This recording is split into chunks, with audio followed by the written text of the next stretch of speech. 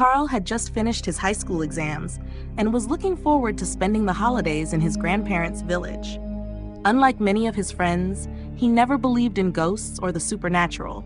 In fact, he often made fun of those who did. But one day, while visiting his cousins, he heard a story that would change everything. "Did you hear about the cursed well in the woods?" whispered his cousin Ron during a family dinner. "Cursed well?" Carl asked with a laugh. "What do you mean?" Ron leaned in, lowering his voice. "They say it's hidden deep in the woods, surrounded by trees and bushes. Whoever goes there and sees the well dies soon after." Carl chuckled.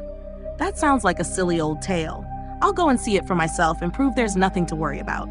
The next morning, Carl set off with Ron and a few of Ron's friends.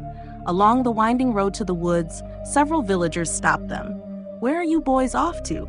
one elderly man asked. "We're going to see the cursed well," Carl replied proudly. The man shook his head. "You'd better not go there. It brings nothing but misfortune." Another villager warned, "Stay away, young man. Trust me, you don't want to see that well." But Carl was determined.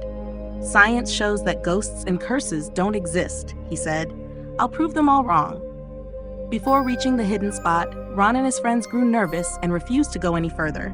But stubborn Carl pressed on alone, eager to challenge the legend. Deep in the woods, Carl finally found the well. Its ancient stones were covered with moss, and water shimmered at its bottom. Curiosity got the better of him, and he peered into the water. Suddenly, a creepy woman's face appeared, smiling unnervingly at him. Shocked, he spun around and saw the same ghostly woman standing among the trees, her eyes glinting and her smile chilling. "Who's there?" Carl called out, trying to sound brave. But the figure simply vanished into thin air. Carl hesitated, then stepped forward. "Show yourself," he demanded. Yet, no matter how hard he looked, the mysterious woman was gone. Trembling, he returned to the village and told Ron everything. "Now you'll die, Carl," Ron warned, his voice shaking with fear. "I wish I had never told you about that well." That night, Carl's sleep was plagued with nightmares. In his dreams, the creepy woman smiled at him again and again, whispering silently. The next day, Carl began to feel strangely ill. A doctor examined him but found nothing wrong, until after a few days, his sickness worsened, and eventually, Carl died.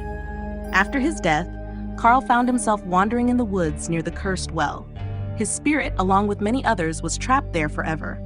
He saw the ghostly woman again and realized that she was an evil spirit. Her curse was to lure people to the well and then cause their deaths. Ron, filled with guilt over what had happened to Carl, fell into deep depression. Unable to live with his guilt, Ron and a few of his friends decided to try and destroy the cursed well. They started a huge fire in the woods, hoping that the flames would destroy the source of the curse. The fire burned fiercely, consuming most of the trees and bushes, but strangely, the well itself was untouched. Its dark stones remained, now clearly visible from the road. In the following days, Ron and his friends began to fall ill, and one by one, they died. A month later, a paranormal researcher named Marcus heard the strange stories of the cursed well. Determined to find out the truth, Marcus traveled to the village. He arrived at the well wearing black glasses and kept his gaze low, avoiding direct eye contact with the ancient structure. Standing before the well, Marcus spoke aloud, "Evil spirit, why do you kill people?" A cold, sorrowful voice replied from the shadows. "I was killed 400 years ago in a witch trial. The townspeople accused me of being a witch, though I was innocent. They also burned my children at the stake. Now I take revenge on those who remind me of that cruel fate." Marcus shuddered as the truth sank in. He quickly returned to the village and gathered the people. "We must stop looking at the well," he said. "Let us build a wall around it so no one sees it again." With the help of the villagers, a large wall was constructed around the area, carefully designed so that no one could gaze directly at the cursed well. In the days that followed, the wall was completed.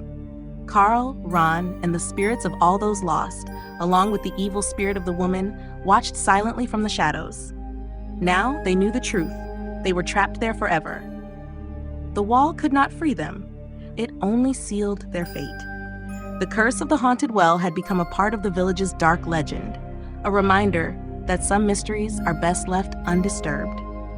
If you enjoyed this story, don't forget to like the video and subscribe to my channel for more thrilling tales.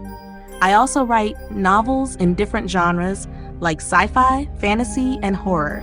If you'd like to check them out, click the link in the description below.